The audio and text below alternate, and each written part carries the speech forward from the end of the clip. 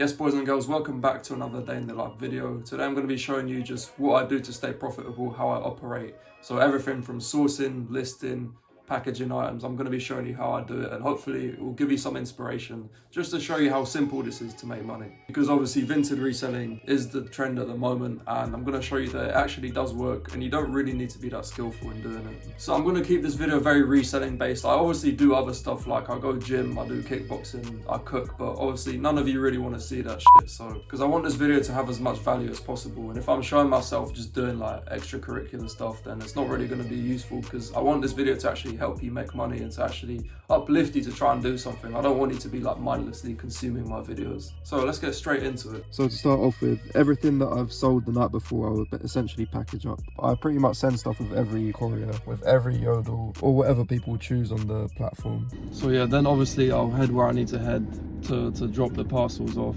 Yeah, some at the locker, and then some of them I'll have to go to the post office for. Then usually the packages I order will come through in post, so I'll collect them at the same time. So yeah, after I collect everything, I'll head back home. A lot of days I will go gym in between me collecting stuff and listing stuff, but today I had kickboxing in the evening, so I just chose to list things straight away essentially. So as you can see, unboxing some of the stuff. We had a nice leather jacket from All Saints that I got, a leather suede jacket. I've paid like £45–46 for this, which to some of you may seem a lot, but these can sell easily to £100 if not over on eBay, especially. They sell quite well. We had a classic Ralph Lauren jumper. This was in really good condition. I think I listed this as new without tags actually, because it was pretty much, it didn't have any defects, so sometimes you can get away with saying new without tags, but only if the item is actually like looks like new. You can't just do it if it's got a stain on it or something like that.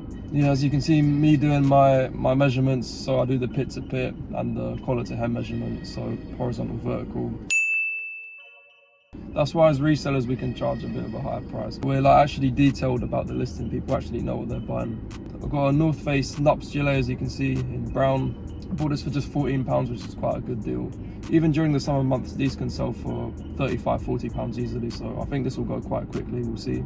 And also just a classic Nike Tech tracksuit, that old season, in size medium. This wasn't in really good condition as well. Yeah, this tracksuit only £14–15 I bought this for, and this actually sold like within 2 or 3 days of me making this video. I think it sold £65 on eBay, so big £50 profit.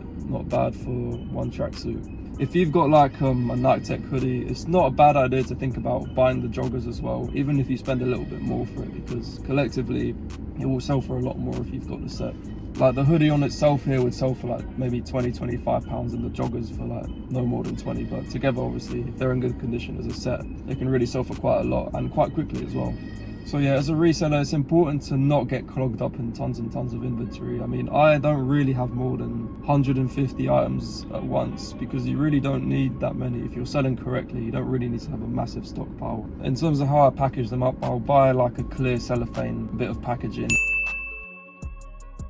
After I list it, I'll just put it in the packaging, and I'll number it as well, because it's just so much easier to find when you pile it up. And then obviously once you sell it, sometimes I'll bubble wrap it if it's like a really expensive leather jacket, or if it's obviously if I'm selling trainers. But with clothing, obviously you just put it in clear cellophane and then you put a shipping bag over it. It should be perfectly fine. So yeah, this is a storage room. As you can see, it's not overly complex or pretty. It's literally just, I just put everything in one place. Because it's all numbered, it's not really much of a pain for me to find things, because I can just look at the side and I can see all the numbers of the items.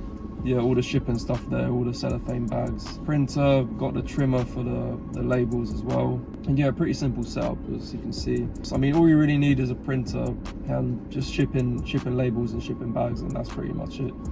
The good thing about this business is you can pretty much improvise on the go. As long as you're getting sales, that's the main thing you need to worry about. Don't worry about buying like super expensive printers and everything. Just get like the printer. I mean, most of you will have a printer in your house, but if not, just get a cheap one and work with that.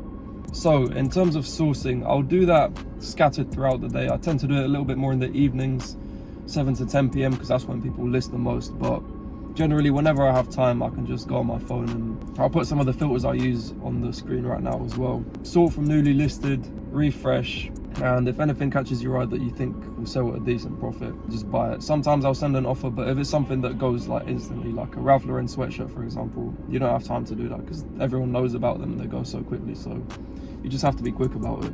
So some of you may be wondering, do I use a Vinted Monitor? And my answer to that is no, I don't use a Vinted Monitor. I know that might seem like a massive shock to some of you. I have used one before, but for me, it's not really like, because what a Vinted Monitor does, it's basically just an amplified version of Vinted itself, because Vinted itself allows you to monitor things, like as you can see with the filters and stuff. But the monitor, what it's supposed to do, is supposed to notify you if there's a new item in that filter that comes out, and you can just quickly turn on the monitor and buy it. But generally, even if something does pop up in that filter, a lot of the time it is like they will have defects, or like someone will list it as very good and it will end up having like a massive defect, so you can't really just like buy stuff automatically. I prefer going through the listings myself manually on Vinted and just buying it as it is. So one of the good things about Vinted monitors is I think they'll recognize, like they'll clock onto items 5 to 10 seconds before the Vinted platform shows them. So if you're selling stuff like Ralph Lauren jumpers a lot, or like stuff that goes super quick, then it probably is useful because you can snap them up before other people. But